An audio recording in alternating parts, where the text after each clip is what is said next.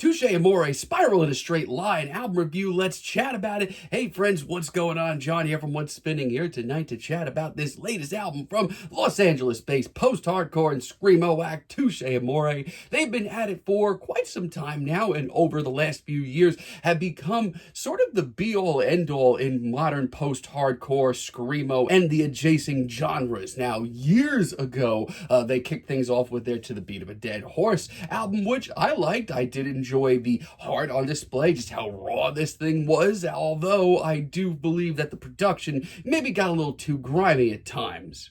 But when they started dropping albums like Parting the Sea, Between Darkness and Me, I became hooked overnight. Songwriting-wise and passion-wise, the band was writing some of the more impactful songs in this genre, and they just sounded so good doing it. Is Survived By probably my favorite thing they've ever done. I mean, this thing to me has always been all killer and no filler. I mean, for the most point, up until this point, they were firing on all cylinders. But with the release of Stage 4, they took things to the next level. I mean, this thing collectively rewrote the modern Screamo and post-hardcore sound and brought in a legion of new fans. It's one of the most brutally real albums of this generation. And their last album, Lament, I mean, my thoughts on it haven't changed. I still think it's one of their best records, and honestly one of the best modern post-hardcore records. And leading up to this thing, I thought this album sounded good from a distance, and honestly the band is staying tight. This album starts off with Nobodies. This was dropped as a single a while back, and let me tell you, it hasn't lessened on me at all. I still think it is a tremendous single. I love the driving energy that we get here. This just sounds like pent-up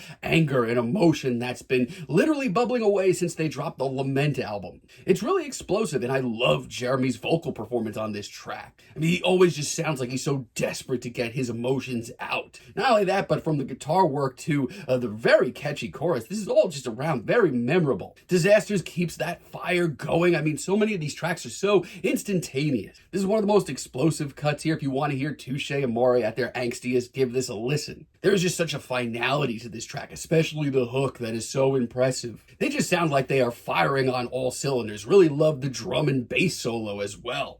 And production-wise, a lot of these tracks are just so sonically pleasing. Force of Habit, one of my favorite cuts here. This track gives me the chills. It starts off in this sort of very dreamy, hazy, surreal atmosphere with the guitars blaring through. And hearing Jeremy sort of pierce all of it, it's really awesome. And from a tension standpoint, look no further. This track is ridiculous. It's maybe not the most explosive or raw-sounding cut here, but from a tension and release standpoint, it is a must-listen. I also really love Mezzanine. The explosiveness and the urgency here brings me back to their early days. It's emotional, it's explosive, and production-wise, this all just sounds so good still. Even some of the spacier and dreamier passages, but that's not taking away from just how heavy this cut is. You will want to scream along with every vocal and pound away with every drum fill. And the dramatic conclusion that we get here, I mean, sign me up for more. Altitude is also just a great deep cut. The drama, the mystery here is just so cool. I also love the airy guitars and once again how they seem to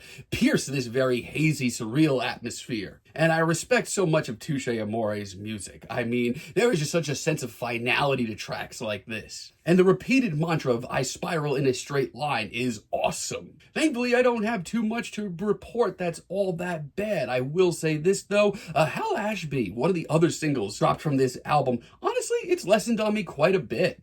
It's not the worst cut, and leading up to this album, I actually thought it was a really decent single, but hearing it alongside the rest of the cuts that we get here, it just seems a little okay to me. It just sounds like a Stage 4 or Lament B-side. I just feel like we've been here before, and not for nothing, it's not even the most heavy cut. A lot of the same feelings on This Routine, which is probably my least favorite track here. I just feel like there's absolutely nothing new or interesting about this track. It's just okay, and I just feel like so many of the other tracks on this record do everything but just be okay. Like Finalist, for example, late in the album, this is a more explosive and raw and angsty cut, and I needed it. It's maybe the most heaviest and urgent track here. But I love how streamlined it is, and I love the hook here, especially the guitar work and the drum fills. Great stuff. We also get Subversion, Brand New Love, featuring the legendary Lou Barlow of Dinosaur Jr., Sebadoh, and the Folk Implosion. And this is a nice surprise. I thought that this was going to be the heavier of the two feature tracks here. But Color Me Shook, it's one of the most hushed and pensive tracks here, and that's not a bad thing. It's a true blue modern post-hardcore slow burner, and it sounds great.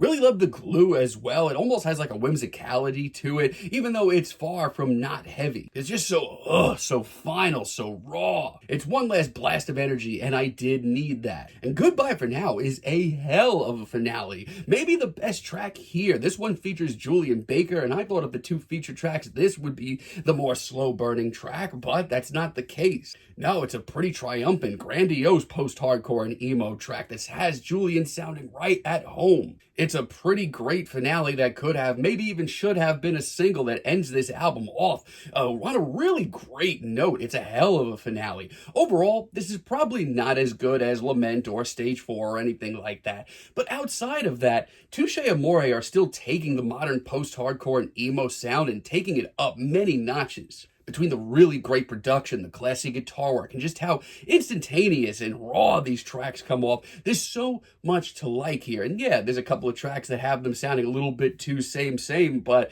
I mean, as far as post-hardcore and screamo goes, are you going to get much better than this year? Probably not. I'm feeling a light 8 on this record, but let me know what you all think down below. If you like the video, be sure to give us a like, give us a subscribe, and let me know down below what you would like for me to chat about in the future. And until next time, have a great day, friends.